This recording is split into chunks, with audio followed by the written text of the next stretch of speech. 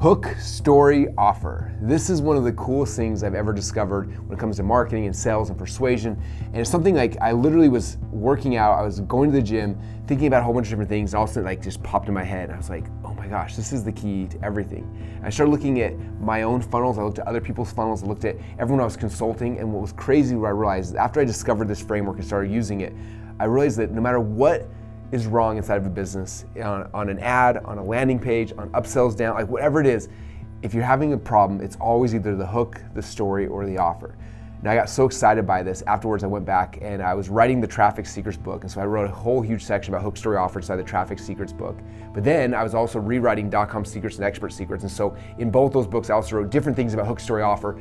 And so it's the only framework that's in all three of my books right now. And then shortly after I updated all the books, we had a Funnel Hacking Live event. And at Funnel Hacking Live, this was the very first time ever I had a chance to share this principle that I like to call hook, story, offer. And so right now, I'm actually preparing for Funnel Hacking Live. Normally, I don't show you guys video clips of me at other events on the YouTube channel, but because I am working on like 12 different presentations right now, I thought how cool would it be to show you guys one of my favorite presentations from the past. The very first time I ever taught this concept called hook, story, offer, and how you can use it inside of your business to grow your funnels, to make more sales, to get higher conversions, and be able to serve more people inside of your community. So with that said, check out this video presentation from Funnel Hacking Live, teaching you guys the principle of hook, story, offer. How many of you guys have gone through the One Funnel Away Challenge? Yeah. Okay, those of you who've gone through it, if you know, I stressed a lot about one simple thing, which was hook, story, offer. I talked a lot about that. And I want to talk about that for the next hour or so because throughout this week, you're going to be learning about a lot of different types of funnels, right? About challenge funnels and summit funnels and like all these different things.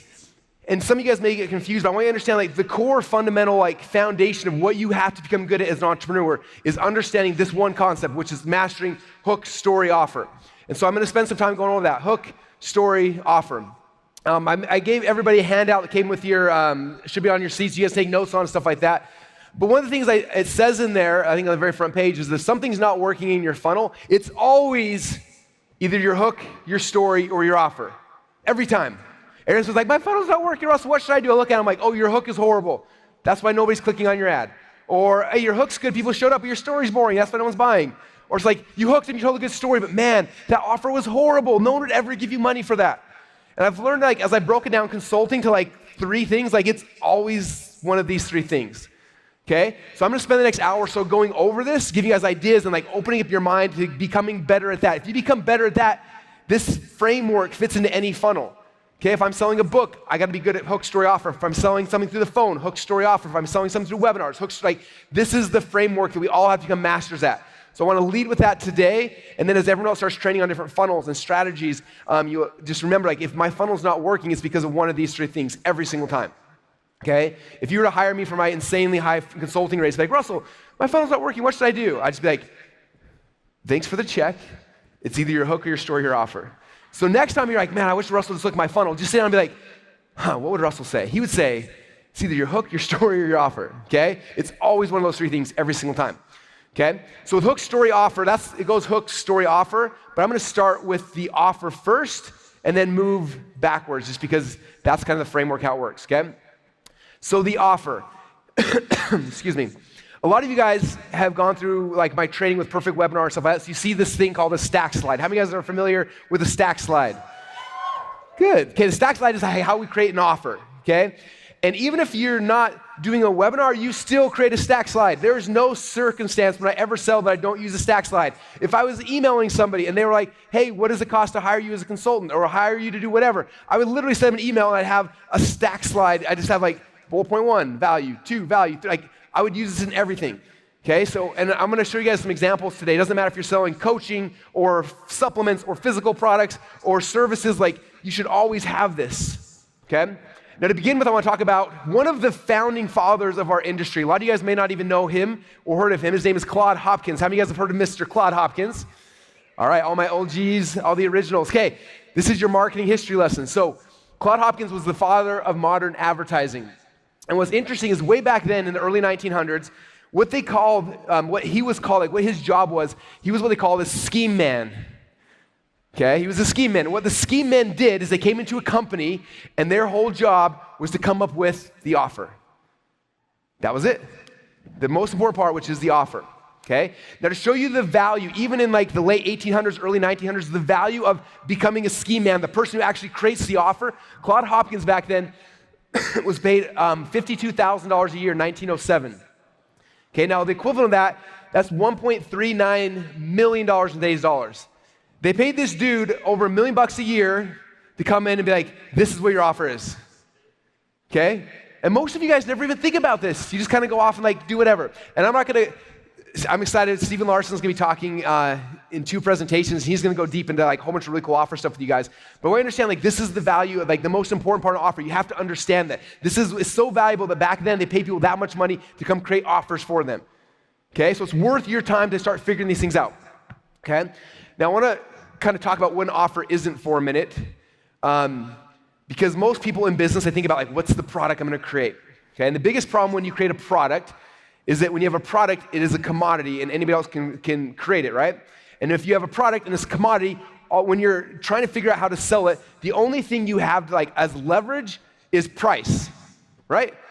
Okay? That's why when you go to Amazon, like someone's selling the thing at this price, it's like, oh, well, if I'm gonna beat him, I gotta sell it for less, and I gotta sell it for less, and less, and less, and less, and like, it's a race to the bottom, which is the worst type of business to be in, by the way, okay? Dan Kennedy told me when I first got started, 14, 15 years ago in this business, he said that there's no strategic advantage of being the second lowest price leader in town.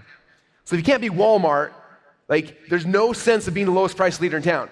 But there's a huge strategic advantage of being the most expensive person in town, right? So if you're creating something like, you can create a product and become a commodity and you're racing to the bottom, or you understand how to create an offer which decommoditizes you, I'll show you here in a minute, and it makes it so you can charge whatever you want, okay?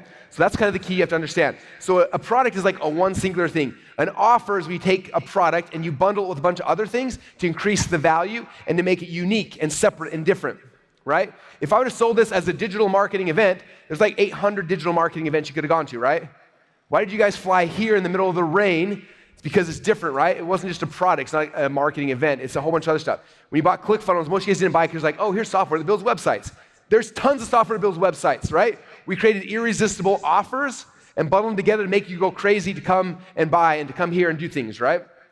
I spent a ton of time focusing on how to create an offer. Now, one thing you have to understand, there's 2 ways to make your product the cheapest in town. The best way to illustrate this. The first way is obvious, right? If you want to be the cheapest product in town, you have to decrease the price, which again, funnel hackers don't do that, okay? We should make a t-shirt that says that. Funnel hackers do not decrease prices, okay? If you decrease the price, you become cheaper than somebody else. The other thing is if you increase the value of what you're offering, then you become cheaper, right? Okay? Because if I sell you something and it's worth $1 million and I only sell it for 1,000, that's cheaper than the person who sells you something for $1,000 that's worth $1,000. Does that make sense? Okay, so I can either decrease the price or I can increase the value to increase the value of the thing. And if you look at this, it's interesting. I had this conversation with my kids the other day. Like, how much money you make is 100% tied to how much value you give. It's 100% correlation. So my kids were asking me, my kids are cute because they're the age where they're trying to start figuring things out. And one of my sons, Bowen, was like, Dad, it doesn't make any sense. This guy over here, he's one of our friends, he's like, he's a doctor, and he's way better than you, but you make way more money than him. How come? And I said, well, you get paid based on how much value you offer. He's like, but Dad, he operates on people. That's way more valuable than what you do. And I smiled. I said, it's definitely more difficult. I can't imagine that. But I said, you don't understand. He's only able to operate on one human being at a time. So he's offering insane amounts of value for one person. And so because of that, he gets paid really, really well, but it's finite. It's as big as it can be. I was like, I'm able to offer value to 4,500 people or 76,000 people or 1 million people because I create something of value and I can sell it so many more times.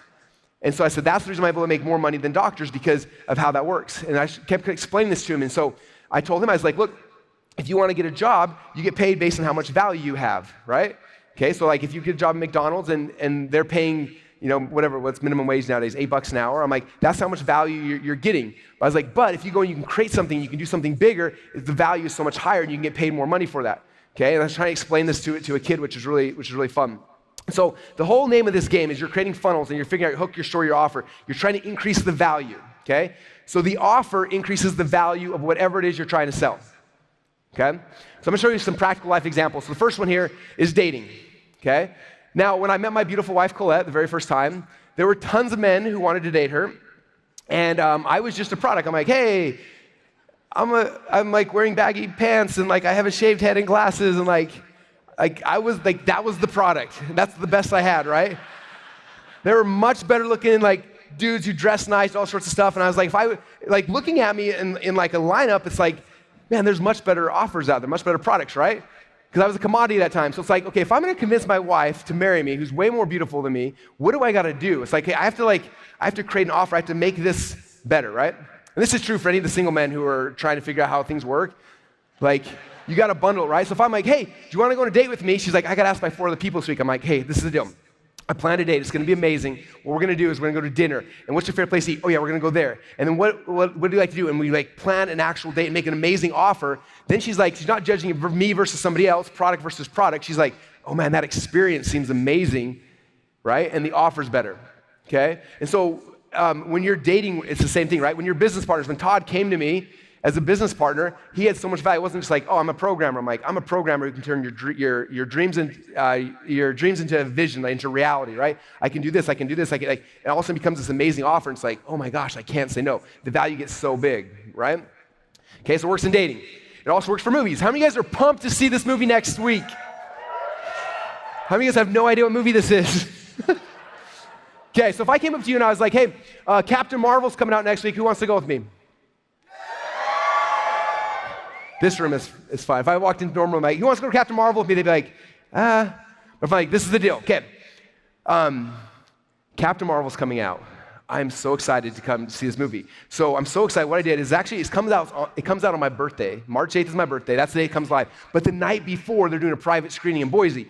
And I saw a commercial for it the other day, and on the commercial it said, hey, the movie's coming out. Make sure to book your tickets now. And I was like, oh, so I went to the little app, the Fandango app, and I looked at the theater. There's only one theater playing it at 7:30 night before, and the half of the theater's taken. And I was like, oh my gosh, half the theater's taken. So I bought the other half, okay? This is a true story. Colette's like, why do you keep buying all these tickets? I'm like, I don't know. I'm sure someone's going to want to hang out with me. So if I was like, this is the deal. You can come to Boise with me, and we're all going to go together. We got half the theater just for funnel hackers. It's going to be amazing. Okay, now it went from a movie, like a $20 movie, to like this experience, right? And then ahead of time, we're gonna go to my favorite sushi restaurant. There's a roll called the Rattlesnake Roll, and it's like this little podunk, like strip joint in Boise that seems kind of weird, but they literally have the best sushi on planet Earth. I always bring people and they're like, oh yes, Boise, sushi in Boise is gonna be great. And then they have, and they're like, oh my gosh, this is the greatest sushi I've ever had. I'm like, I know. How many of you guys have been there with me? Yeah, it's insane. So what we're gonna do is we're gonna go sushi first. I'm gonna introduce you guys to the Rattlesnake Roll, best roll on planet Earth. Then we're gonna have a separate funnel hacker section. We're gonna watch Captain Marvel together. Third thing is I'm gonna buy costumes for each of us, and all of us get to pick somebody. It's gonna be amazing. And it's gonna be awesome. And then fourth off, after it's done, we'll come back to my house, and then we'll just goof off. We'll play in the wrestling. We'll play on the tramps and stuff. It'll be amazing. Okay? How many of you guys want to come to that movie now? Yeah. So you see how I increased the value? Like, it went from like, oh, it's a 20, I'm gonna go to the movie, to like, oh my gosh, I'm gonna book a plane and we're gonna fly there tonight, right? Just by increasing the offer. Okay? So if someone's not buying your thing, it's because your offer's not good. How do you increase the offer? How do you make it better?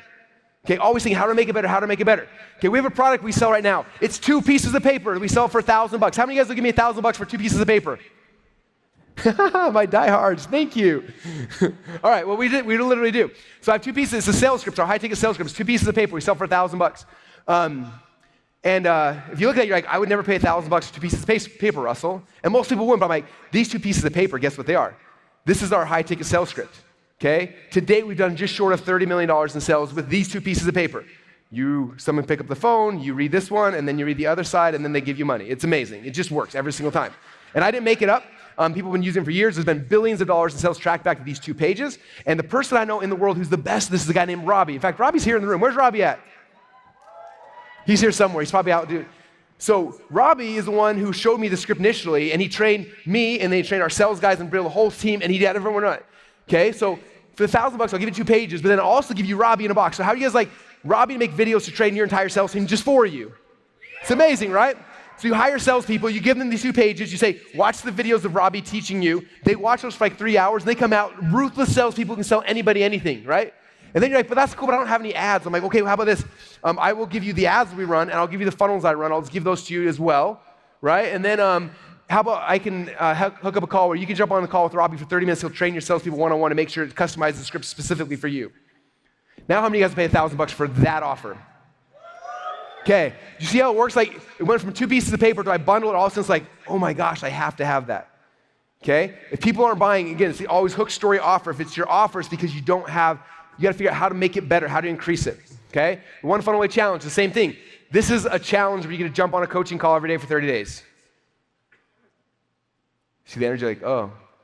Now let me tell you all the stuff you get. The first thing you get is you get the big old box in the mail. Inside the box is a book called 30days.com where 30 people of our 2 Comma Club winners each wrote a chapter about how they got in the 2 Comma Club. And then there's videos of them showing behind the scenes of each of their funnels. And then on top of that, you're gonna get 30 days of video from me. Then you get 30 days of video from Julie Stoyan. And then on top of that, Stephen Larson will come on every single day and yell at you and make sure you actually get the stuff done. By the time they're done, your funnel's gonna be finished. And we go on and on and on. All of a sudden, like, this is like the most irresistible offer of all time. Okay? The first challenge, we had 7,500 people sign up for it. My goal is to get 10,000 people a month signing up for this challenge. And we keep making the offer better and better and better. Okay? If you want to sell more stuff, figure out your offer and make it sexier, increase it, make it better. Okay? So the question then is like, well, how do you do that? Okay? Some guys are like, I sell this thing. How do I make it sexier? How do I make an offer? So the fastest way to increase an offer is to bulk it up by adding other types of information products. So I'm going to go through a couple ways that you guys can create quick information products to bulk up any offer without actually having to write a book. Does that sound like fun? All right, cool. So I'm going to go through 3 different things you can do. Number 1, there are written words, but I'm going to show you how to do it without actually writing any words. Number 2 is audio, and number 3 is video. This will give you guys ideas so nobody will ever say, well, I can't create an offer, Russell. Like you can, with these things I'm going to show you, you can create millions and millions of offers. In fact, if you start looking at everything I do, you'll notice there's always one of these 3 things I'm using to bulk up my offers every single time. Okay, so the first are written things. So the first thing I want to show you guys is, how many of you guys would love to have a book, but you don't want to write a book? Okay, books are the most painful part of everything I've ever done ever, by far. So this is a book, there was a crowdsourced book called Chicken Soup for the Soul. How many of you guys have read Chicken Soup for the Soul? Okay, how many of you guys have read one of the like 8 million versions since then? Okay, the most amazing thing about this book is that the authors who wrote this book didn't actually write any of the words in the books. Isn't that great? Yet they still made millions and millions and millions and millions of dollars. Okay, the other day, my son came into my little office. It was Bowen again. He came in and he saw this book and he said, Dad, is that your new book? And I said, yeah. He's like, you wrote another new book? I was like, well, kind of. He's like, what do you mean kind of? I'm like, well, I wrote the title. And that was it. He's like, did you cheat? I'm like, no, I didn't cheat. I said, I had 30 people who got 2 Comma Club awards write how they would get a 2 Comma Club award if they could do it again. And he's like, and then they just wrote the chapter? I said, yeah, and I put it in a book, and then we sell the book. He's like, but you didn't write anything. I'm like, I wrote the title. It's a really good title. And he's like, I don't think that's a real book, Dad. I'm like, no, it really is, okay? How many of you guys inside whatever business you're in could find a whole bunch of experts in whatever it is, and you could write a book like this? This book alone, we did the very first launch of the One Funnel Away Challenge where we gave this away and we closed it down for like 4 months. People were auctioning these things off. Someone sold one for over $500 on eBay. People were going crazy for this book, right? Now when we launch One Funnel Away Challenge again, we're like, you guys get this book, and people flip out. People buy it just because they want the book. And I didn't write a word of it, okay?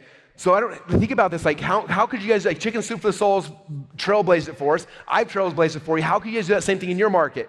Find people around you and say, hey, let me interview 30 of you or 20 of you or 10 of you and put it together, make a book. Like, there's a million things you can do with that, but it's a fast, easy way to create a book. You don't actually have to do it.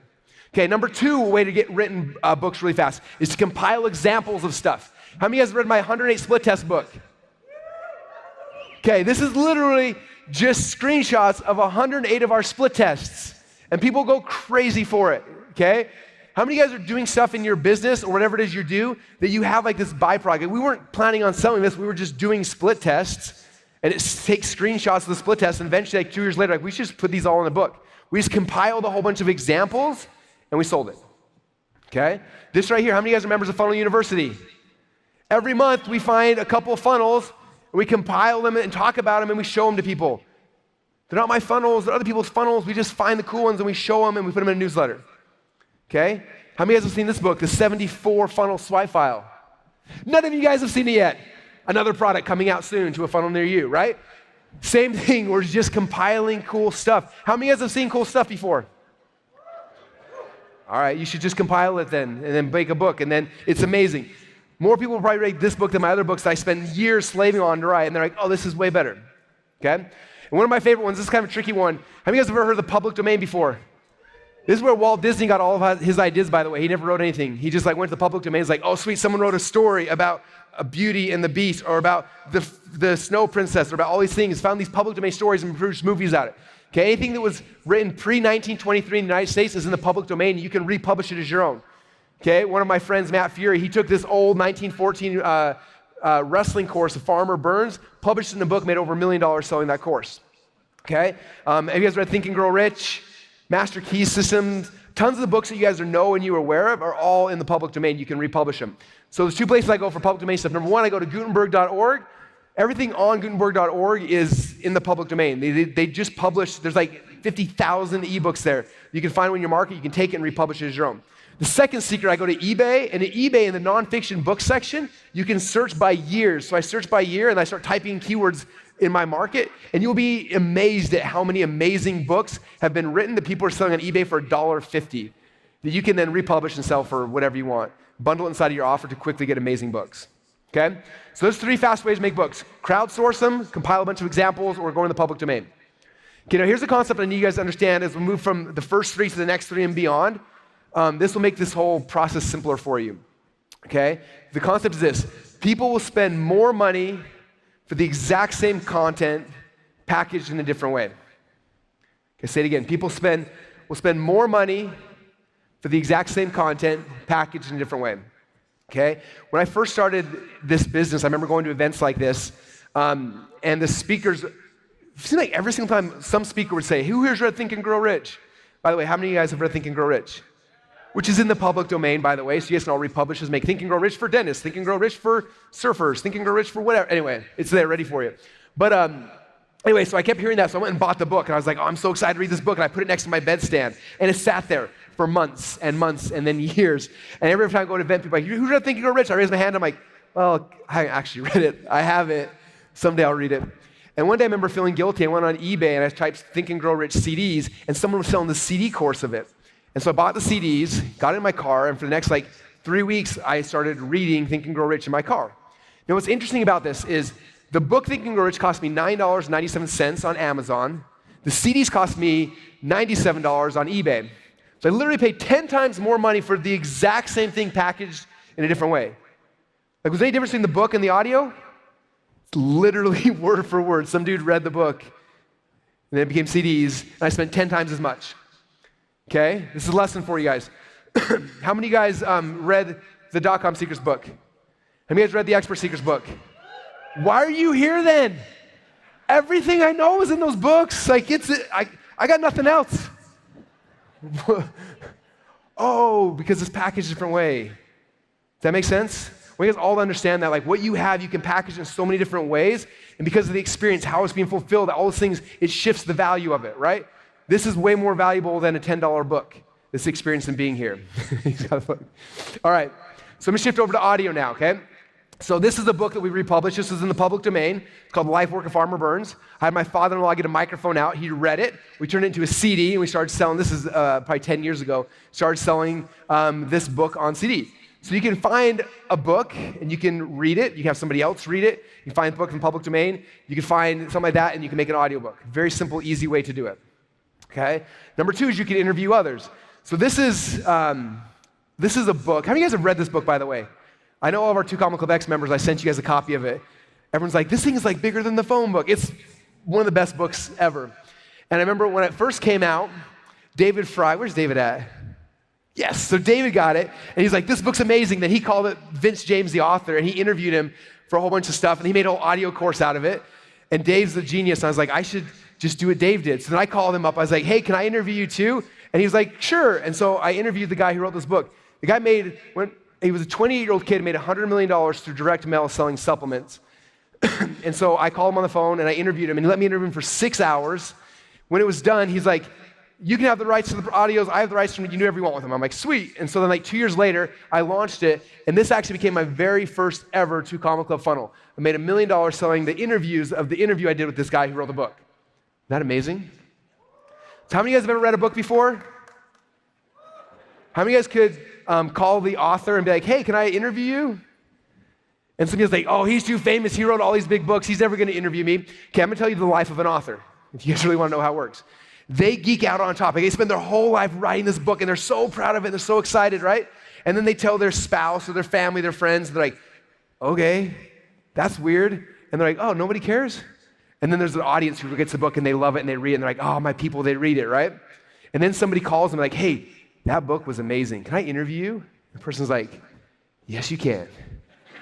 Just so you know, they want you to talk to them. They want to share the stuff. Does not happen enough. If you went to Amazon and find the top 10 authors of books in your market, I guarantee you 9 out of 10 you could get on the phone for free that fast, okay? Or you could actually, I don't know if Jason Fladlin was here this year, but Jason gave me an idea that was brilliant. He was doing an offer. This kind of ties back to the story we'll talk about here in a minute, but he was doing an offer. He was selling a funnel course, and he was like, I want to interview someone who did e-commerce funnels. So he's like, well, Trey Llewellyn has got the highest grossing e-commerce funnel right now inside of ClickFunnels. I want to interview Trey. So he calls up Trey. He's like, hey, can I interview? And they're friends.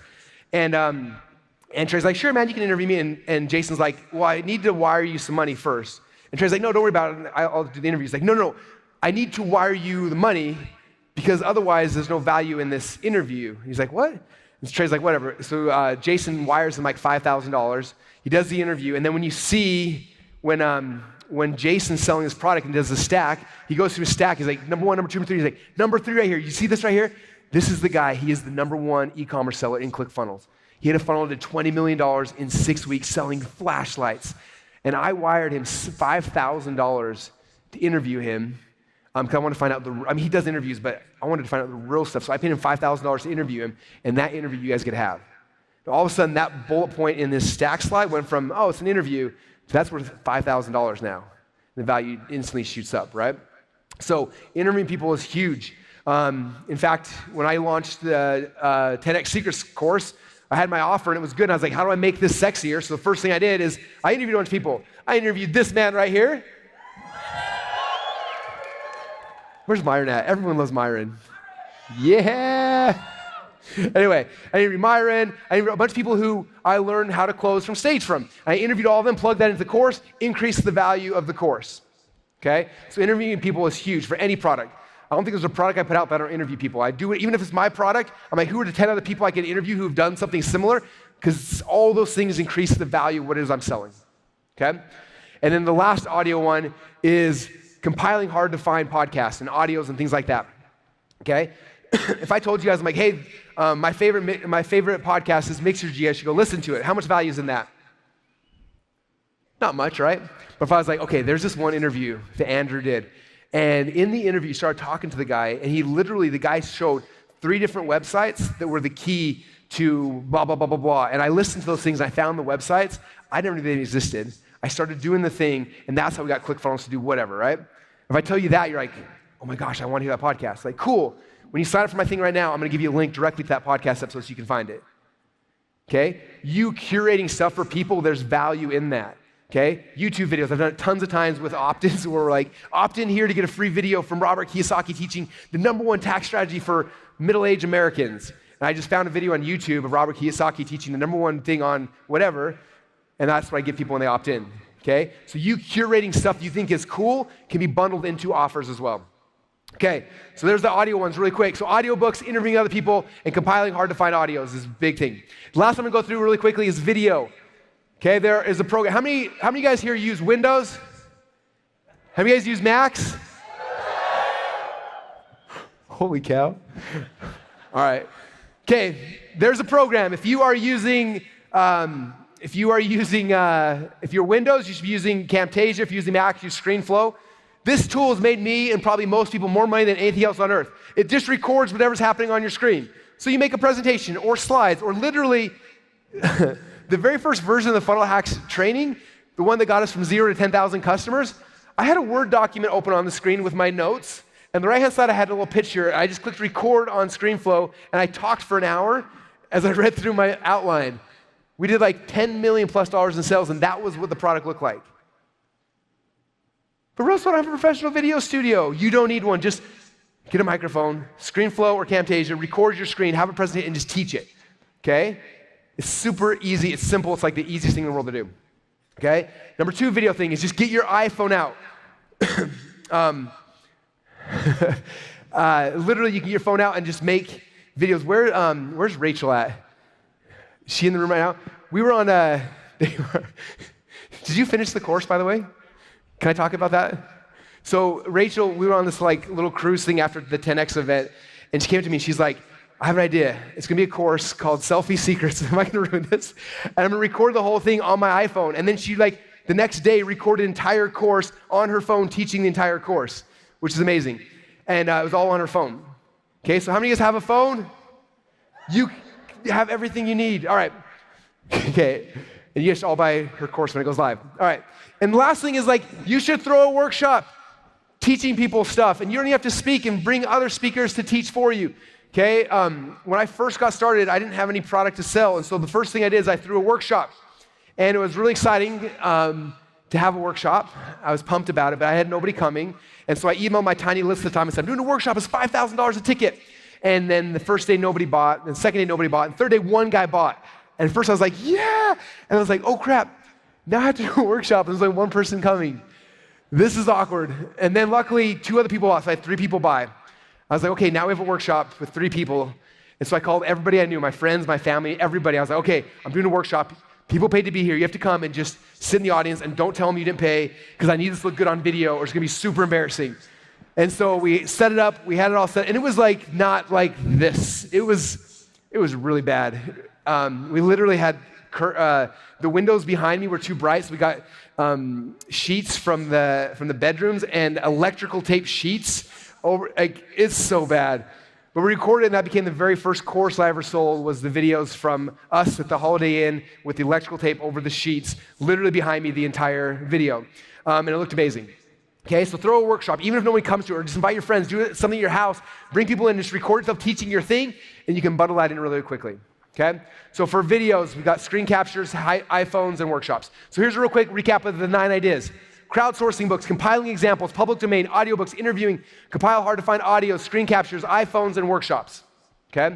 Tons of easy ways to do that quickly, okay? So what I'm doing now is I want to actually, I'm trying to think if we should do this or not. I'm going to let you guys do this on your own, but in your paper that I handed out, I have this little section here for you guys to figure out what are potential products I could bundle inside of my offer, okay? And this is something we do all the time. Every time we have a new product comes out, I talked this last year, we have bat meetings where like we literally send out a bat signal to Voxer. If everyone on our marketing team, we all come on Zoom and wherever they're at from around the world, and we get in front of a whiteboard, right? Okay, what can we create for this product? We can put this in it and this in it, and we start just dumping out as many different ideas as we can. Okay, so now you guys have like, let's say I'm selling this product, what else could we do? Oh, we could interview this guy, I could compile these things here, I could do this, I could make a video, I could do a workshop, we could do it, and all these things you can quickly create to turn this into an offer, okay? Now, really quick, I guarantee I know the number one thing going through some of your heads right now is like, well, Russell, that's cool for all the coaches and the consultants and the info product people, but not for me, I'm different. I sell real stuff, right? I sell physical products, or I have a local business, or whatever your excuse is right now. And I want to shatter these excuses because the biggest thing that's going to keep you guys from having success over this week is the thought of like, oh, well, this doesn't apply to me. Okay, I'm excited. I think either tomorrow or the next day, we're going to have Jamie Cross, who's going to be coming up here and speaking. Yeah. Jamie's amazing because 2 years ago, she came to Funnel Hacking Live. She was sitting in the audience, and she sells soap. Okay? And I was on stage talking about webinars. I'm doing this usually about webinars and stories and this whole thing, right? And every other e-commerce person, I'm guessing, in the audience is like, this is not for me because I sell physical products. And Jamie said, how can I make this work for me? 12 months later, she's on stage giving 2 Combo Club Award. 12 months later, she's on stage sharing her story with you. She took this concept of the webinar and made an e-commerce webinar. She took it and didn't say, this isn't going to work for me. How can I make this work for me? And shifted some things and made it work for her and blew up her company. I'm so excited for her to tell her whole story. But I want you guys to think the same thing. Okay, so I'm going to do this example right now. This is a product that I sell. This is a physical product called Vigon. How many of you guys ever seen this before? the 3 people on my team. All right, so back in the day when I launched 15 companies in a year, which is a horrible idea, don't do that. One of them was this thing right here. I had a friend who had this company and he was getting in trouble, and this little machine here, if you start getting a cold sore, as soon as you feel it, how many of you guys get cold sores? You feel it tingle, you pull this out. If I can open it. This is a new one, so the seal hasn't been cut yet. All right. Then you peel the seal off. All right, so when you open this thing up, when you feel a cold sore coming on, come on, there we go. All right, you open it up, and there's these 2 little electrodes, okay? And you take it and you push the button, and then instead of a cold sore, you put it on your cold sore, and somehow, I don't know how, some scientist figured out something. It's actually patented everything. It goes in and like zaps the cold sore, destroys it, kicks it in the face, and destroys it, and the cold sore never shows up, okay? Isn't that awesome? How many of you guys want one of these right now? Really? Gotta get my funnel back up. Anyway, so this is the physical product I sell, right? And you're like, well, Russell, this is you know, I don't sell information. This isn't gonna work for me. But imagine if I did this. How do I turn this into an offer? Okay, this is a physical product. It does what it does. It's just a thing. Okay, and the guy who I buy these from, he sells it to other people. So it's not like I'm not the only one. It's a commodity. There's like 30 other people that sell the same thing. Only mine's better. Okay. So for me, like, how do I compete against everybody else? Well, everyone's got the exact same thing. It does the exact same thing. So I have to turn this from a commodity into an offer. Because if it's a commodity, I got to be like, okay, well, he's selling for 150. I'm going to sell for 130. And then the next says also 120. Like, crap, 110, 19, 15. Boom, boom, boom. Soon this thing's like $9.95, right? Retail. Okay? That's the problem with products that are commodities. Or I can say, okay, this is amazing. This helps with cold sores. But what else could I do with cold sores? Okay, what else could I do? What else could I do? I could go on Amazon and be like, cold sore cures and remedies. And I guarantee there's people on Amazon who have written books on how to do cold sores. I can message one and be like, hey man, you are the definitive like expert in cold sores. Can I interview you talking about all the tricks you know how to prevent cold sores from happening? I'm sure there's stuff in your diet and exercise, right? And like, oh yes. So I get them on the phone, I interview them. Now it's like, hey, when you buy from anybody, you get the same thing, but you buy from me, you get the cold sore inhibitor, plus you also get the interview with this dude over here who's the #1 highest stars on Amazon writer of a cold sore book. You get his book as well, plus my interview where I actually interviewed him. And then #3, there are 7 supplements I found that help get rid of cold sores. 7. There's a whole bunch of people claim the supplements, but there's actually 7 that work, and there's 2 that work almost instantly. The second you feel a cold sore coming, you pop any of these 2 pills, gone instantly. Okay? And I wrote a report about those because I want to make sure you get the right ones. If you get the wrong brand, you get the right product, you get the wrong brand, you are screwed. So I'm going to show you the 7 supplements as well. So you get this first, plus you're going to get the interview with the #1 expert in the world, plus you're going to get the 7 supplements, the actual brand names, where to buy them, how to get the discounts, all the 7 supplements. And next thing you're going to get is blah, blah, blah, blah, blah, right? I just take a physical product, I'm bundling information around it to increase the value of the thing. Okay? So it doesn't matter if you're selling information or not. If you're selling physical products, it's the same thing. Information is the easiest way to bundle this, right? The problem with infomercials is the only way they bundle is like, if you call now, I'll give you another one for free, right? That's what almost all e-commerce people do. It's like, like that's good, but like, it's like now I got 2 of these things. So if I have cold sores, I can have one in my house and in my office. That's kind of weird, right? But if I bundle the information product, it doesn't increase the cost to you at all, but dramatically increases the value. Okay, now when I'm competing with the 30 other people selling this, I can sell it for higher, and people will still buy from me versus everybody else because my offer is better than theirs. Okay, another good example of this is my friend, Mr. Steven Larson. How do you guys know Steven? So this is a good example for any of you guys who are like, I'm here, Russell, but I don't have a product yet. So Steven, he has his own products, but he's also an affiliate for ClickFunnels. He's an affiliate for a bunch of other things, right? And so we did the One Funnel Away launch and the 10X launch, a couple other things. He said, okay, Russell already created an amazing offer that he's selling, but there's like 1,000 affiliates who are all selling this product as well, right? He said, so everyone's doing it, so how do I compete against this? He said, okay, well, here's Russell's offer. How can I make my own offer to make it better? People always ask me, how do you make money as an affiliate, Russell? The first thing you do is you don't sell the product that they're already selling. Like that's like buy Russell's thing, that's like #1 on your list, and it's like, now I need to make my own offer. Okay? How many of you guys bought the One Funnel Away challenge from somebody and then bought it again from Steven later because you wanted his bonus? Okay. How many of you guys bought twice from Steven because you wanted the new bonus the second time? Okay, there's a lesson in this. So even if you don't have a product yet, that's okay. Find someone else with a product, and then how can I now make an amazing offer? What can I bundle together to increase the value of this offer so people buy from me versus somebody else? Or if they did buy from someone else, they'll also buy from me because my offer is so valuable. Okay? All right, so this is kind of the exercise for you guys to start doing is going through here and listing out all the ideas you can have, okay? So tonight, this weekend, with that paper I handed out, start writing out these things, start putting them out there, and start putting as many as you can think of. And make it, like, the biggest problem you can have is you're kind of putting in your potential products that are gonna make an offer, is like, oh, that's not gonna work, that's not gonna work. When you start to be creative, like when we first did this, probably 12 years ago, we sat in front of a whiteboard and we're doing this, and we were at a point where we needed a funnel to save us from everything, right? It was like the bottom of everything, right? We had to make the most irresistible offer ever, or else we're shutting the doors. So we sat in front of a whiteboard, I'm like, hey, what could we give them? Like, okay, they can fly to my house and I will give them a massage and feed them food. And then we're gonna do this, and we're gonna do this, and we made all this crazy stuff. We had it all on the whiteboard. And then when we started saying, okay, what's the offer actually gonna be? We're like, well, pretty sure my wife would be mad if I hadn't come to my house and I give them massages, so let's not do that one. But it was there, right? And it's like, what if we did this? And then it gave us the time to brainstorm, and then from there we start pulling things over to actually make an amazing offer. Okay? Anytime I'm creating a new funnel, a new thing, I'm always looking at creating an offer, putting as many potential things as possible, and then they can know what am I actually gonna create, pull them into my little stack slide. It's like, now I know what I need to create to increase this offer. Okay? All right, now one thing I wanna mention as well, the reason why I have a whole bunch of things as well is because there's more than just one offer in every funnel. You guys understand that? And so I need a lot of stuff that I can give away, right? So if you look at this right here, there's an offer on my ad. I'm trying to get someone to click on something, so I'm like, click on this thing and I'm gonna give you a free report, right? There's an offer happening there. Luckily, that was one of my ideas I already created, because I can now pull that down and it becomes this, right? Then they land on my landing page. I'm like, I need their email address. I'm trading them. What am I gonna have? Oh, well, I have something up here. I've already created potential products. I'm gonna give them my interview with so-and-so. Give me your email address, I'll give you the interview with so-and-so. Boom, right?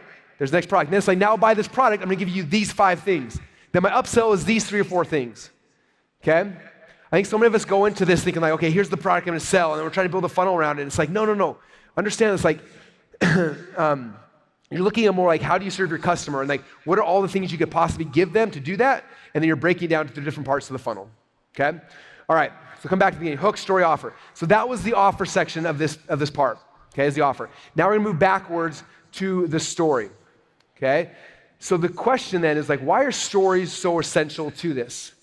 Okay, stories also increase the value. Okay? Now, a couple of things I want you to understand. Number one, for someone to change their destiny, they have to make a decision. Okay, this is true first off for all of you, and second off, it's true for all the people you're serving. Okay, for someone to change their destiny, they have to make a decision. Number two, for them to make a decision, you have to change their state. Okay, and then the best way to change their state is through story. So if we take that backwards, I got to figure out how to tell stories so I can change people's states. If I can change their state, then I can help them make a decision that's going to empower them. And if I can help them make a decision that's going to empower them, I can change their life. I can change their destiny. That's why stories are so important. Okay? An offer without a state change is completely useless. If I was like, hey, who wants to go to the movie Captain Marvel this week? Oh, like 3 of you, like, yeah, remember? Then I tell the story, and you're like, oh my gosh, I will mortgage my house to fly there for that experience, right? The story is what makes it valuable, okay? So the big secret is storytelling. We've talked a lot about this in our community. This is not unique. But I want to kind of go through this because the story is being weaved into every single thing we're doing, okay? And you have to become better and better and better at story, okay? For all of you guys who are in Expert Secrets, you know the next part of this, but I want to share it for those who may not or are new, okay? This is a concept we call the Epiphany Bridge story. So the Epiphany Bridge is the thing what you're thinking about as you're trying to figure out how to tell your stories, okay? So the Epiphany Bridge, this is you, back before you were whoever you are now, right? This is back when you were in your normal life, before you figured out whatever it is you're so passionate about today, right? So for me, before I learned about this whole funnel thing, I was just at my house, hanging out, doing nothing, that was me. And then something happened, right, where all of a sudden you have this aha moment, you're like, oh my gosh, this is the thing. This is the thing I was meant to do. This is like what I'm supposed to be doing, right?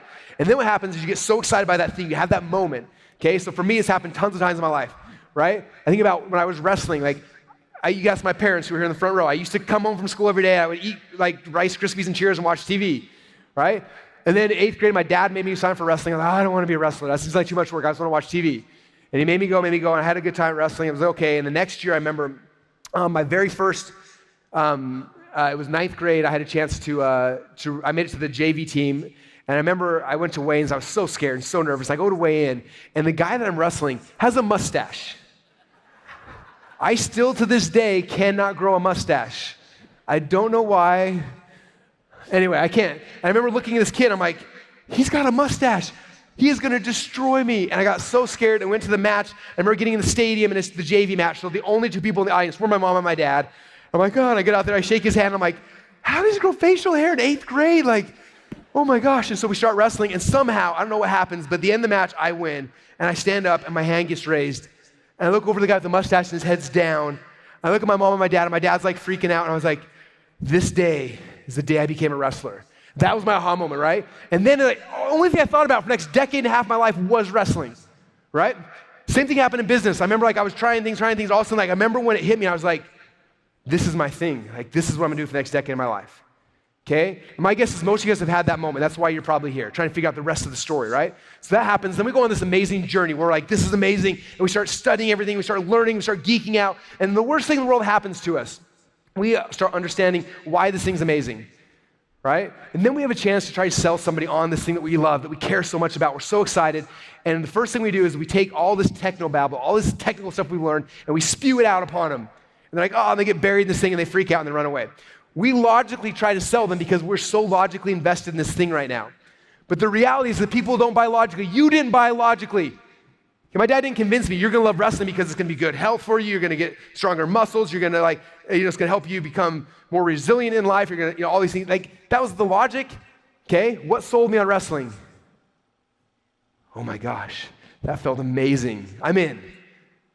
Something happened to each of you emotionally that got you in, okay? And so for us to be able to convince other people, we have to get rid of all the technobabble, and you have to remember what was the thing, what was the story, what was the reason that got me started on this journey. And as you tell that story, and you give people the same epiphany that you had, that's when you're able to change their destiny. That's when you're able to help them, okay? So that's the epiphany bridge stuff. If you want to go deeper in that, I talk a lot about expert secrets, but that's the core of story. And so for you, it's not coming back and trying to logically convince anybody of anything. It's remembering what was the reason why I got so excited about this? And sharing that story is what's going to get people connect with you, and then they're going to have the same epiphany you had if you do it right, and now you can change them, now you can affect them, now you can move them, okay? All right, so there's the story framework. Now, the next part of story is you have to understand that when we are telling people a story, everyone already has a story, right? About whatever it is. And so if their story is positive, it's a really good thing for them. But if the story is negative, it's holding them back. Okay, so our job as marketers, as funnel hackers, is to look at that and say, okay, this story they have, is it holding them back from what I know that they need to be doing? If so, that story is the chain of false belief. It's holding them back, right? So they have this chain of false belief. Now, some experience, something happened to them that made them have these false beliefs. Okay, so there's this experience. And because of that experience, they've been telling themselves the story over and over and over again. So for you, this is the people you're coming in contact with. They're seeing your Facebook ads. They're coming on your webinars. They're hitting your landing pages. They're reading your emails. And they have these things. And if you don't break these false chains of beliefs, no matter how hard you try, you will never convince them to follow you. It's impossible, right? Because they have this story. So the only way for you to break them from these false chains of belief is to tell them your story. And if you do this right, then your story trumps their story, and then your story becomes theirs. Okay, so I'm gonna give you an example. So this is my friend Devon. You guys met him a little earlier today. By the way, do you love his socks? That was amazing. Anyway, so Devon last year comes in, he's like, Russell, this is amazing. I got an opportunity for you. It's gonna be ground floor opportunity. It's gonna be amazing. It's gonna change the world. It's gonna be awesome. And I'm like, sweet, man, I'm in. So Devon signs me up. He's like, all right, your first thing you need to do, see Jim and Pam over there? You gotta get them signed up. I'm like, okay, let's do this, okay? So now I look at it through this lens, okay? So I'm gonna sign Jim and Pam up.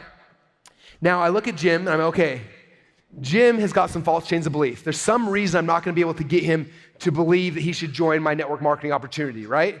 What is that? He's got these false chains of belief. So I gotta think what did he experience that probably kept him from doing that? Did he have a friend or a family member who came and annoyed him, or someone who or did he already join a program and he just felt uncomfortable? What was the experience he had? Okay, so for Jim's experience, what happened is he had a friend named Michael Scott who just tackled him and forced him to be in this program, right? And he's like, oh, that was a horrible experience. I did not feel comfortable. I did not like it. And so because of that, he created a story inside of his mind. And the story created inside of his mind is that all network marketing programs are pyramid schemes. Okay, so that's the story he created. So I can come in here, I can tell him everything I want about ground floor opportunity, the best product, the best technology, the best everything, no matter what I do, logically sell him. He will never break that story. It's not worth doing. Okay, now I'm sharing the story for network marketing, but it's true for every single one of you guys. I don't care if you're selling fitness, finance, products, services, like whatever it is, this is what's happening. Your customers have a story already. Okay? So the only way for you to break their story is you have to come in and you have to tell a better story that trumps theirs. Okay, so if I was going to gym, I'd be like, hey man, so why aren't you joining? He's like, oh, I had this annoying friend who bugged me and it was horrible. And you know, if I join, I got to bug people and like, I just don't want to do it. And like, no, that makes sense. I was the same way. But what's interesting is that I found out about this really cool thing called a funnel. And I used a funnel. There was this network marketing program. I believed it was pretty cool. And they were giving away a Ferrari. And I was like, what if I won a Ferrari without ever talking to anybody ever? That would be amazing. And so I set up a funnel. I launched it. And in 60 days, I became the #1 money earner in the company. And I won this Ferrari. And the best thing is I didn't talk to a single person ever. Isn't that amazing? Now, if I tell Jim that if my story trumps his story, he's going to be like, oh my gosh. So you're saying I could actually have the benefit of this thing without talking to people? Dude, sign me up. Okay? So that's what you have to understand. That's all this whole story thing is about. It's about trumping someone else's false belief. If I can trump their false belief, their story shifts, and now your story becomes theirs, and now they're free. The chains of false belief are gone. Now they're free to go pursue whatever it is you're trying to help them pursue. Okay? All right. So the question is then, what stories do I tell? Now this is going to change. We talked about hook, story, offer. Depending on the complexity of the product, depends on how many stories you tell and what stories you tell, right? If it's a very simple product, you tell a story and that's all you need. For more complex things, you have to tell multiple stories. So I'm gonna kind of walk through that. So the first thing you have to understand is that in every sales argument, there is what we call the big domino. Okay, again, if you read Expert Secrets, we talk about this. There's one thing that if I can get them to believe that one thing, all the other concerns just disappear instantly, right? Okay, so when you guys came into my world, the whole funnel world, okay, everyone had false beliefs and things you believed on everything. But if I could somehow convince you that the only way for you to get your goals was a funnel, like you have to just kind of like, all right, well, I'm in, like I got to do it, right? Everything else just falls away. Okay, so for me, it's like if I can convince people that a funnel is the only way for them to actually get the results they want, then it knocks down all the other dominoes. All the other dominoes fall away or they become irrelevant. Okay, and every sales argument has the same thing.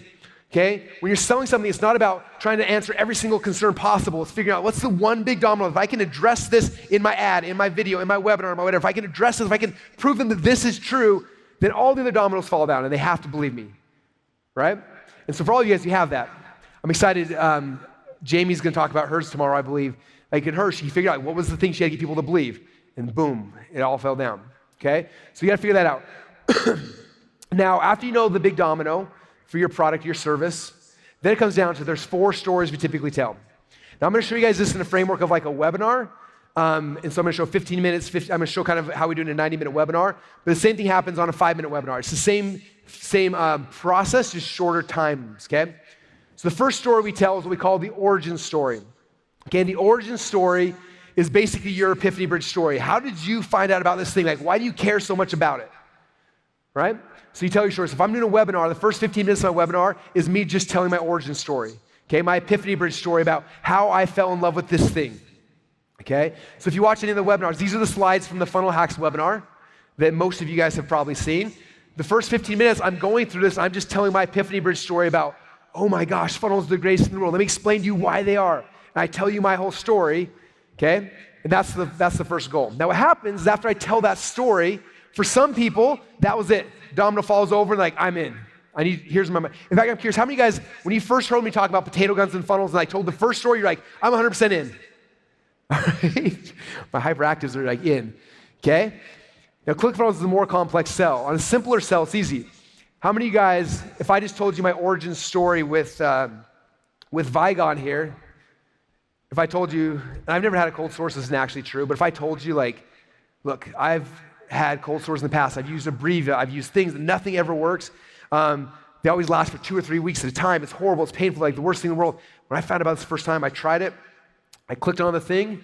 I pulled it out, and I felt it tingling like the first day, but it never came out. It never became a cold sore. It was just gone. Like that was it. And ever since I keep this in my pocket, I take it everywhere I go. And as soon as the cold store comes out, I hit it, and I haven't had a cold store actually hit surface since then. How many of you guys, that story alone, have been like, sweet, I'm in? Okay? As someone who suffers cold sores, like our sales video for this is literally that. That's it. This is a $150 machine. It's a video, 2 minutes long, telling an origin story of the person who actually invented it, and that's it. That's all it takes. Okay, so for simple products, one story, the origin story is all you need, and people are in. Okay? But as you get more complex offers, you need more. So what happens is on a more complex offer, they push the domino over, and they're all excited. All of a sudden, they push it, but then like, oh, these 3 things block it. It's like, wait, hold on. I'm in, but, and all of a sudden, these 3 things block it, okay? So these are the 3 things. So the first thing, these we call the 3 core false beliefs. The first thing is their beliefs about the vehicle. Okay, so the vehicle is the thing you're trying to put them into. So for me, the vehicle is funnels. Like, this is the world I'm trying to take you guys into. For some of you guys, it's a ketogenic diet. Some of you guys, it's a product that can help you with your cold sores. Like, there's some belief about the vehicle they struggle with. The second belief is their own internal beliefs. Like, that may be cool, but like, I don't think I could do it. How many of you guys have heard that voice in your head before? That's cool for them, but I don't know if I could do it, right? And then the third false belief is like, well, that's cool, I think I can do it, but like, I know that if I start this diet, like, I could do it, but my wife's gonna buy cookies anyway, and they're gonna give me the house, there's no way. Like, they always blame some external source besides themselves, okay? So these are the 3 things that keep people from buying from you, okay? So for me now I move into and I tell a story to try to trump all 3 of those. Okay, and if I can trump all 3 of those beliefs, their beliefs become my beliefs, and they have to buy, they have to follow, you have to do the thing you need them to do, okay? So story number 2 then, which in a webinar is the next 15 minutes, is the story about my vehicle. Okay, so same thing, I come back here, I say, okay, what's the chain of false belief they currently have about the vehicle that I'm putting them into? Okay, then what's the experience, like why do they believe that? Then what's the story they're currently telling themselves? And I think, hey, what's my story? Okay, so, oh, you guys are gonna see this video tomorrow. So I gotta show them the websites are dead, right? So for me, if I go back to this for myself, right? The false belief is like, well, I already have a website, I'm good, right? Or I sell stuff on Amazon, I'm good. Well, why do you believe that? Well, I tried to build a funnel, it was really complicated, it didn't work. I put myself on Amazon and I make some sales, so it's pretty cool. So the story is like, I don't need any complicated stuff, I can just use Amazon, right? So I gotta come back, and the story I tell you is like, no, websites are dead. I tell this story, and if I did a good job, boom, it falls down. Okay, so in my Funnel Hacks webinar that most of you guys have seen, these slides right here are all me telling the story about why this vehicle is the greatest thing in the world. My Epiphany Bridge story about why I believe that. I tell that story, and at the end of it, my goal is for them to be like, oh my gosh, I do need a funnel. If I can get them to say that in their head, I do need a funnel, boom, the internal belief, or the vehicle belief is gone, okay? Oh my gosh, I could have success here. Oh my gosh, I could do that thing, okay? So my story trumps theirs, once again, the domino falls. Okay? Now, the next thing, so the first one's the origin story, second one's the story about their internal, or about the vehicle. The next one now moves down to the internal beliefs. So they say, oh my gosh, you're right, a funnel is amazing, but I can't do it. It becomes internal. I can't do it. I don't have any technical skills. I don't know how to build something. I don't even know what a funnel is, for crying out loud, right? So that's the second story. So now, the third story. So now I come back and I say, okay, what's the false belief? Why do they believe that? Well, they believe that for me. Again, I'm talking about my product, but plug in your product for this. For me, it's like, well, I've tried technical stuff in the past. I can't even use Microsoft Word. I'm not gonna be able to build a funnel. That's what they believe. What's the experience? So I tried to do this thing, it didn't work. It was confusing, like I wasted time, energy. The story is like, I'm not technical, I can't build a funnel. So I gotta come in and be like, no, like it's actually really easy. Here's Grant Cardone. This guy is the least technical guy on earth. He built an entire funnel, 40,000 feet in the air. It was super simple, super easy. And they see that and they're like, oh, that actually is really easy. I guess I could do that. So now, boom, 2 things have happened, right? And then here's my slides where I tell that part of the story, okay? So now it's happened, hopefully a domino fell. If not, then the last leg, so first they say, cool, the vehicle, funnels is amazing, and I think I could actually do it, but I don't, and they find the external thing. I don't know how to drive traffic, so I probably couldn't figure it out. Okay, they have some kind of external belief. Okay, so for me, the external belief is, even if I had a funnel, what would I do with it? I don't know how to do it. Like, I can't get people to come to the funnel. What's their experience? I had a website before, I spent a ton of money on it, bought some Google ads, nobody showed up, and I'm broke. Or I paid an agency $5,000 and I've got like 3 visitors, I never made any money, right? They have some experience, so the story is, this doesn't work, so now I gotta tell them my story. So for me, I tell a story about how to get traffic, and boom. I go through my slides, I tell that part of the story, and if it works, boom, the domino falls, and then they follow me. And for all of you guys who are here, obviously the domino fell. That's why we've got 4,500 amazing people here. because I was able to break the false beliefs that are holding you guys back. Does that make sense? Okay, so after you've told the stories, then the last thing is that you move over to the offer.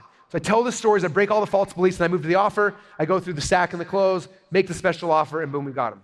Okay? So the framework is simple. There's one big domino. I got to convince them this one thing. For me, I got to convince them that funnels is the greatest thing in the world. For you, whatever your thing is, like you got to convince them that this type of diet, this type of lifestyle, this type of product is the greatest thing in the world. What's the big domino? If you can get them to believe this, then they have to follow you. Figure that out. And then it's come back, hey, why do I believe that? What's my origin story? Why do I actually believe that? And if you don't believe it, you're in the wrong business. Okay? You have to believe it at your depth of your soul if you're going to get people to move with you. Okay? So then you tell your story. And then you're like, okay, now what's the reason, like what's the vehicle I'm putting them in? What's their false beliefs around that? What's the false beliefs around themselves being able to implement this? What's the false beliefs about the external? You tell those 3 stories, and then you make them the offer. Okay? And that's kind of how it works. All right, now I want to do something for some of you guys who are watching this. Is like, well, Russell, that's awesome for you because you click on Facebook Live and you just go and you have all this energy and you're amazing and you just tell everybody every single time. How many of you guys have ever felt that way about me before? You're like, I hate that Russell Brunson. Okay, so I have a special message for all you guys. We're all going to laugh at me together. So I shared this on Instagram, and this is kind of embarrassing, but how many of you guys want to see the very first time I spoke on stage? Look at that good-looking dude, his bald head and his puffy shirt and his tie. All right, so this is the very first time I ever spoke on stage. It's like a 30-second clip. And I'm going through this humiliation to hopefully have some of you guys look at this and be like, oh my gosh, if that guy can do this, guarantee I can do it. So here we go. But what I wanted to talk about tonight is kind of a broad overview, hopefully help you to get better information out of the whole internet marketing business. This is a lot bigger group than I had planned on. Oh, that's so embarrassing. All right, so that was the first time I ever spoke. The next day was the first time somebody let me step on their stage, except for it was like carpet, there was no actual stage, and they're like, you can sell something. I'm like, sweet. And so the next day, I had a chance to make my very first offer on stage. And I'm not gonna show you guys the whole thing because it's really like the very beginning, as I transitioned to me trying to sell, I was like, how much do you guys think I'm gonna sell this for? And some guy was like, $1,000. And I was like, oh crap, I'm actually selling it for $1,000. I was like, well, it was so bad. Oh, anyway, so you guys are gonna see my closing abilities, round 1. Here we go. Okay, am I getting close on time? If you do join the affiliate bootcamp, it'll give you lifelong training. It's a $47 a month value. You'll get it for free. Who would like a piece of that? Here's my irresistible offer. And hopefully you guys learned a lot from this presentation. Give him a standing ovation. He did a great job. Look at this. Nobody stands up. Not one person. Who wants a piece of that? The greatest close of all time. All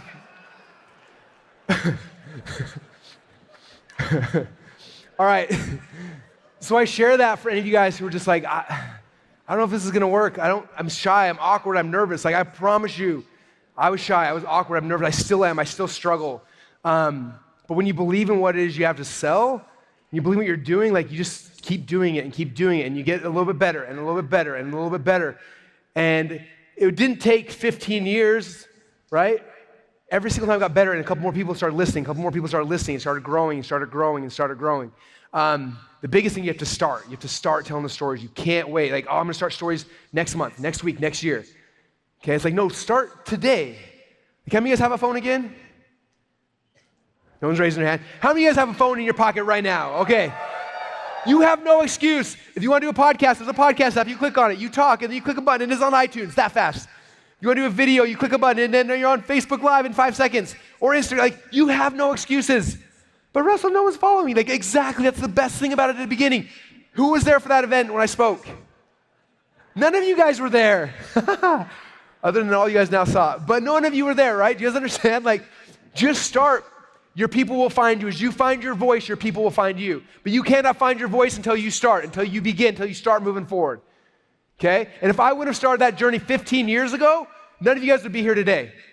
Okay, and if I could go back to that awkward, nerdy Russell with a shaved head and a tie who was scared to death of getting on stage, sitting behind like scared to death, and I could go back to him right now and grab him and say, look, dude, I know this is uncomfortable and it's horrible and it's miserable and you are scared and you are gonna fail and you're gonna fail and you're gonna fail. And not 1 year or 2 years, it's gonna be like a decade of this.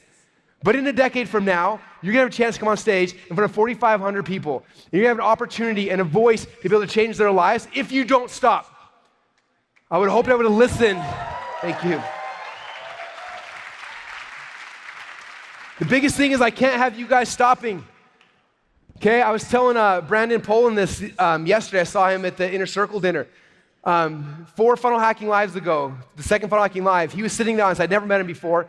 And during one of the roundtables, he came over, he's like, hey man, really quick, I need to interrupt. I'm like, what's going on? He's like, just so you know, you've changed my life, you changed my wife's life. I was like, oh, cool, thank you. He's like, no, you don't understand. Like, he's like, we're helping people, we're making money, like everything's changed for us. Okay, and I was like, that's amazing, right? And Brandon was one person in the audience, him and his wife were sitting there. Okay, fast forward 4 years now later, Kaylin's unfortunately not here. She had her first baby, which congratulations to the Poland family, it's amazing. Fast forward 4 years later, because Kaylin kept talking and sharing her message over and over and over again. They've had like 1.5 million people have come into their funnels. Over 130,000 women's lives have been changed because of them. Okay, they're making insane amounts of money, but the impact they're having on the world is huge because they were sitting in an audience, they heard us talk about this, and then they just did it. Okay, so for me and for my team, I had this talk with them yesterday before we got started. I said, look, there's a sea of people out here. Every single one of them has the voice and the ability to change somebody's lives, and if we can't affect them, then everything we're doing here is a waste. This event's not about me, it's not about us, it's not about my team, it's about each and every one of you guys. Okay, and we're trying to give you the tools and the things you need, but you have to listen and you have to be willing to try it. And it's gonna be scary at first, I promise you that. It's still scary to me. I was backstage here freaking out a few minutes ago. Okay, I feel more comfortable now, luckily. But you have to understand, like, it's gonna be scary, but if you don't do it, if you don't take that step, you're not gonna be here next year. Okay, and I don't want you just here next year, I want you up here next year. I want you telling your story, getting your awards. That's why we do this every single day. Okay? All right, a couple more things. All right. Just so you guys understand, again, if you're selling a product, you don't have to do this huge thing. Like, the simpler the product, the easier it is. For example, do you guys see that picture right there? You see that marker in my hand? Okay, if I was gonna say, how many of you guys would give me, I don't know, $5 for this marker right now?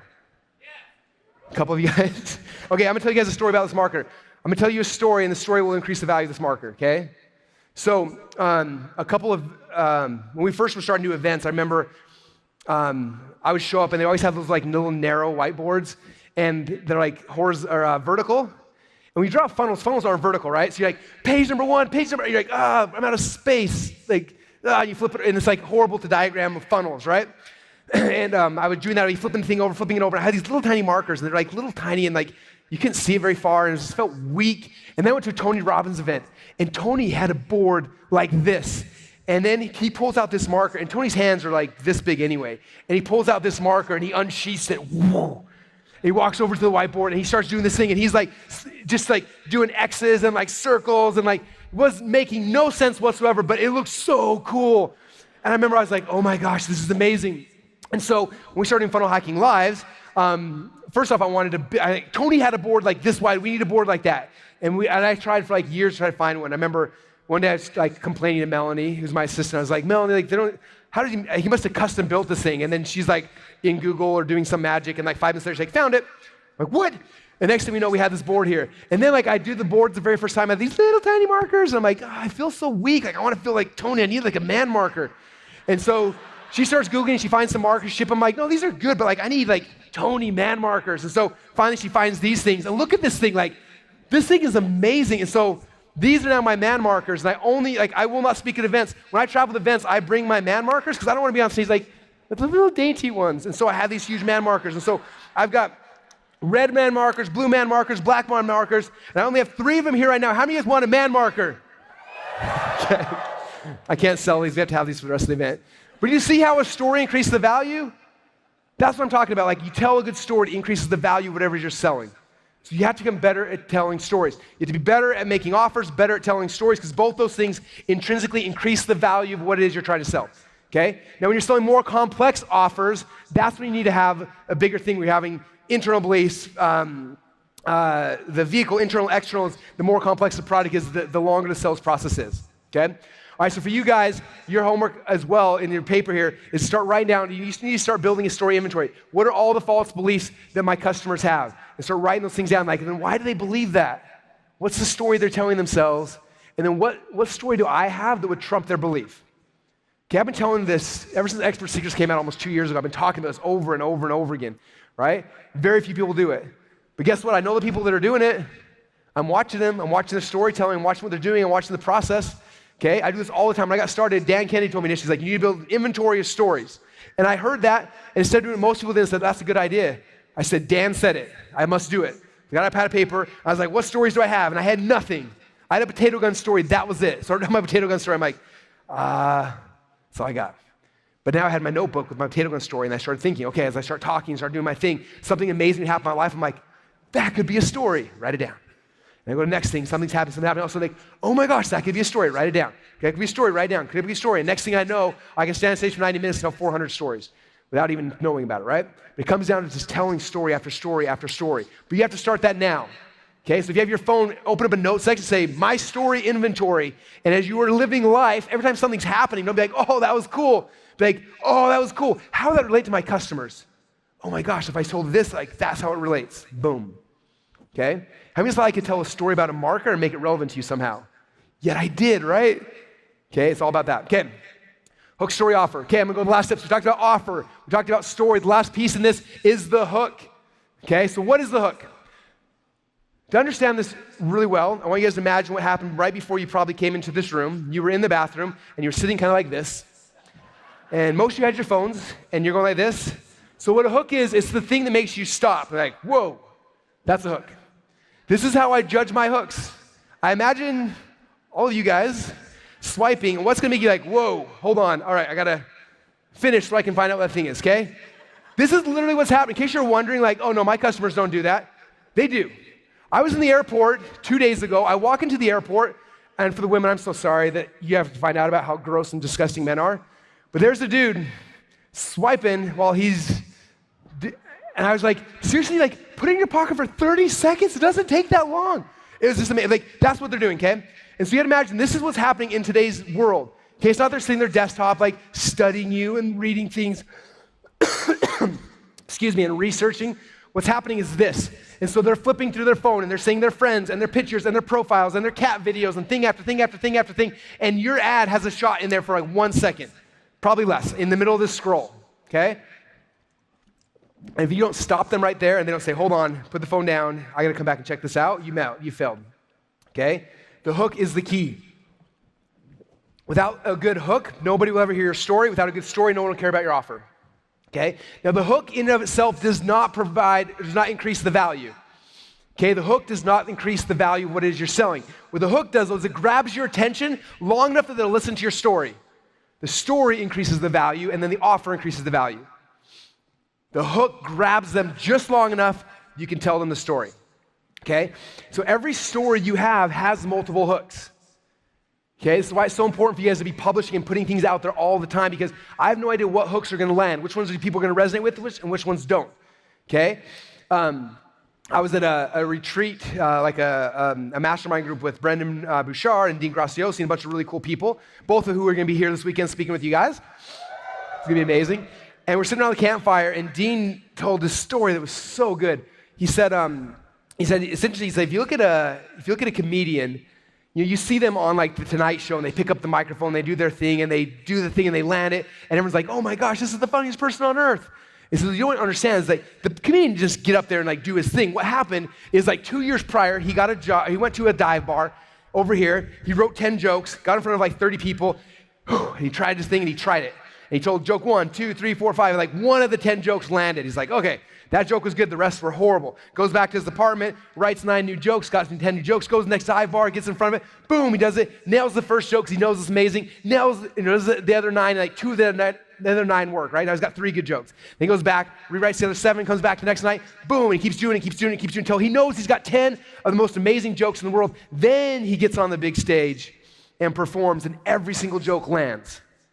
Okay, it's the same thing what we're doing right now. I have no idea what hooks are gonna work, right? So what do? when I hear a story in the morning, I jump on my phone, I get my phone out as I'm driving to the office, and half of you guys are like, Russell, don't drive while you're podcasting. It's like a block, and there's no anything anywhere. I wish I could show people that. Anyway, whatever.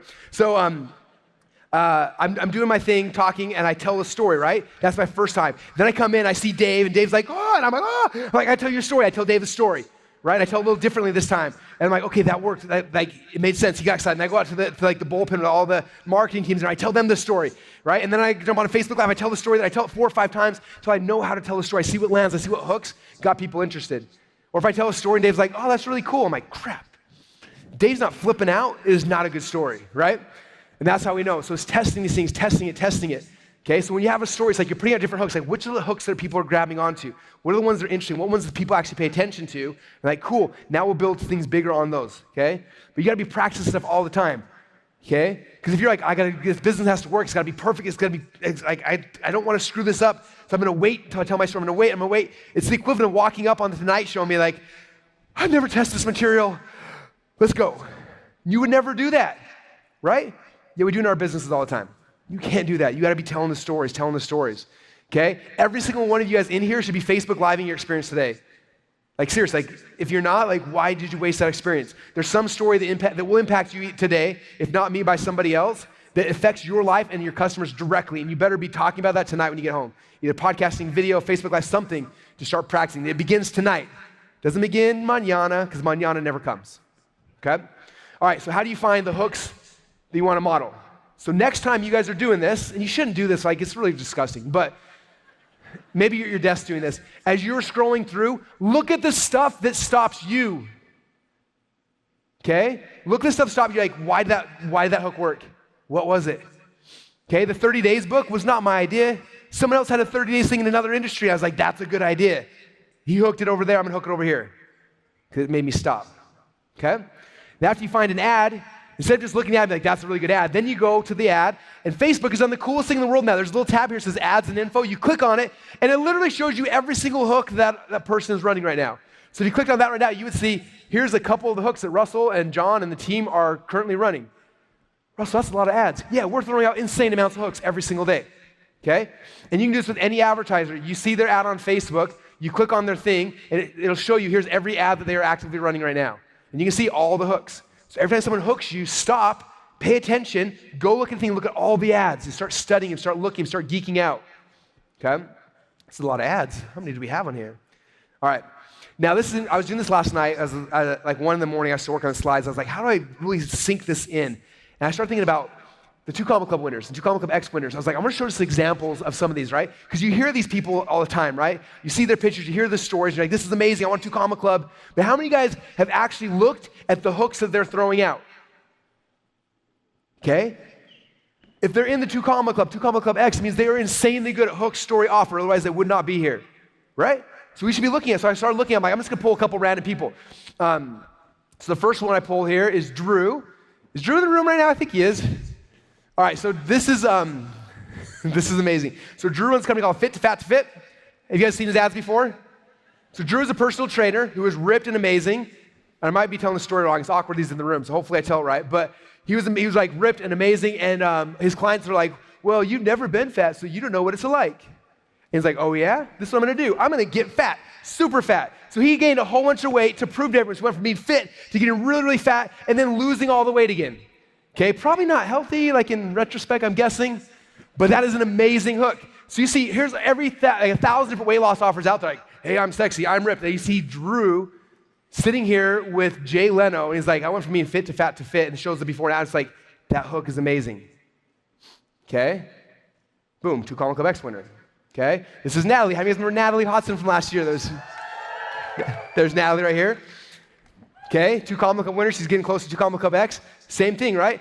Now, what's interesting, so Natalie's business prior to this was a good business, right? She had good hooks, good story, good offer. It was doing well, but never like amazing, right? But then she came back and she's like, okay, what's the hook? What's the story? Like, what is it? And she shifted from her other business that was doing okay to this. And you guys remember Natalie's story? She talked about vulnerability last year. She talked about how she was doing this live video and she peed her pants during it, which is like the most humiliating thing ever, right? And then she turned that into a product, teaching women how to control that and went from 0 to 2 Combo Cup winner in 4 months. Because the hook, right? Find a better hook. Again, if your funnel's not working, it's always either a hook, a story, or an offer. Okay? That hook's amazing, her story is insane, and the offer was amazing. $1 million in 4 months. Okay? Garrett White there in the middle. Here's the landing page I found of his, one of my favorite landing pages. How's this for a hook? Attention married businessmen. Learn how to unlock Learn how to unlock nearly unlimited sex, power, and money without having to cheat on your wife, get a divorce, ignore your children, leave your church, date with drugs, or party like a rock star in Las Vegas. What? How do you not click on that as a man? I can have everything I want in life without all the bad stuff. This is amazing, right? He's a master at hooks. If you look at anybody in this clubs, right? Anyone who's on stage, people that are doing what you want to do, you guys, they're amazing at hook, story, offer. And if you want to be on stage, you have to become better at hook, story, and offer. Okay? So as you're telling your stories, you start building inventory. What are the hooks I can test out? Test out this, test out this. And my question is, how many hooks are you guys actually throwing out? You need to be throwing out a lot. Okay? Hook, story, offer. And then one last thing I want to kind of show you guys is if you look at this hook, story, offer, this is happening at every single step in your funnel. Okay? Your ads, there's a hook, a story, and an offer in your ad. Someone's scrolling, there's a hook, you're telling a quick story, you make an offer, click here, there's the offer. Then they come to your landing page, there's a hook, there's a story, there's an offer. Then they come, they buy your product, hook, story, offer, upsell, hook, story, offer. Like this framework is essential for you guys to master. It's so simple. That's why I want to start today with it's so simple, but it's the most important thing. You do it over and over and over and over again. If something is not working inside your funnel, it's always either your hook, your story, or your offer. Okay, I don't care what funnel it is. We're gonna learn about a ton of funnel types this weekend. Okay, you're gonna learn about challenge funnels and summit funnels and book funnel, a ton of funnels. Doesn't matter which one it is. This framework fits into every one of these funnels. Okay? And the last one to mention is the hook, story, offer. This is the key. Hook, story, offer is the thing that grabs somebody, brings them into your world, and after you have them, the next phase then is how do we increase the value? How do we help these people along the line? Okay? In the books you guys got yesterday, I actually printed out a copy of our value ladder. So you guys see, this is our value ladder. And the person speaking after me is Stacy Martino. I'm so excited to have her. She's gonna be, yeah? You guys are gonna love Stacy. But she is a master at taking people up the value. Like, how do you take people, after you've hooked them and you got them into your world, how do you love them and give enough value they want to continue to progress with you throughout everything else you're doing?